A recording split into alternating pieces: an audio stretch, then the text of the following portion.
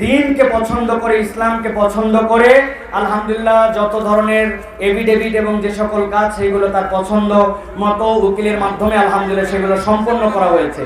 সে আশা পোষণ করছে যে সাইফুল্লাহ ভাই আপনার হাতে, এবং তার বন্ধুরা আশা পোষণ করছে যে আপনার হাতে সে শাহাদা পাঠ করবে।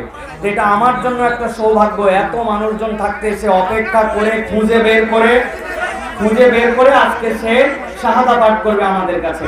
তো আমরা প্রথমে তার কাছে জিজ্ঞাসা করতে চাই যে তোমাকে কোনো প্রেসার দিয়ে, চাপ দিয়ে, কেউ বল প্রয়োগ করে অথবা টাকা পয়সার লোভ দিয়ে কি তোমাকে কেউ ইসলাম ধর্ম গ্রহণ করাচ্ছে? না। তুমি কি সজ্ঞানে স্বেচ্ছায় নিজে বুঝে শুধু ইসলাম গ্রহণ করছো? মাশাআল্লাহ, আলহামদুলিল্লাহ বলেন।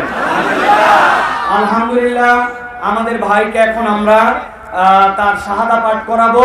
সে আমাদের সাথে শাহাদা পাঠ করবে। এরপরে সে তার নামও পছন্দ করেছে। তুমি তোমার নাম কি পছন্দ করছো বলো? আবু বকর সিদ্দিক। ইসলামের প্রথম খলিফা, নবীজির প্রধান সহচর আবু বকর সিদ্দিক রাদিয়াল্লাহু তাআলা এই নাম সে পছন্দ করছে। মাশাআল্লাহ। আমরা তাকে এখন যা বলবো তুমি সেটা পড়বা আমাদের সাথে। বলো আশহাদু আল্লাহ ইলাহা ইল্লাল্লাহু ওয়াহদাহু লা শারীকা লাহু ওয়া আশহাদু আন্না মুহাম্মাদান আবদুহু ওয়া রাসূলুহু। আল্লাহু আকবার, তাকবীর। বলো আমি সাক্ষ্য দিচ্ছি আল্লাহ ছাড়া কোনো ইলাহ নাই, মালিক নাই, খালিক নাই, রব নাই। আমি আরো সাক্ষ্য দিচ্ছি মুহাম্মদ সাল্লাল্লাহু আলাইহি সাল্লাম তার বান্দা এবং রাসূল। আল্লাহু আকবার।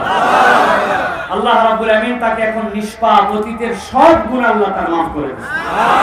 তুমি আমাদের সকলের জন্য দোয়া করো, আল্লাহ আমার সকল ভাইকে গুনাহ খাতা মাফ করে যেন আমাদেরকে জান্নাতের পথে কবুল করেন। বলো আমিন। আল্লাহুম্মা আমিন, আল্লাহুম্মা আমিন।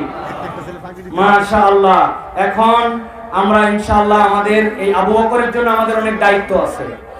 আমরা আবু বকরকে অন্যান্য মুসলিমের মতো ভিক্ষুক মুসলিম বানাবো না।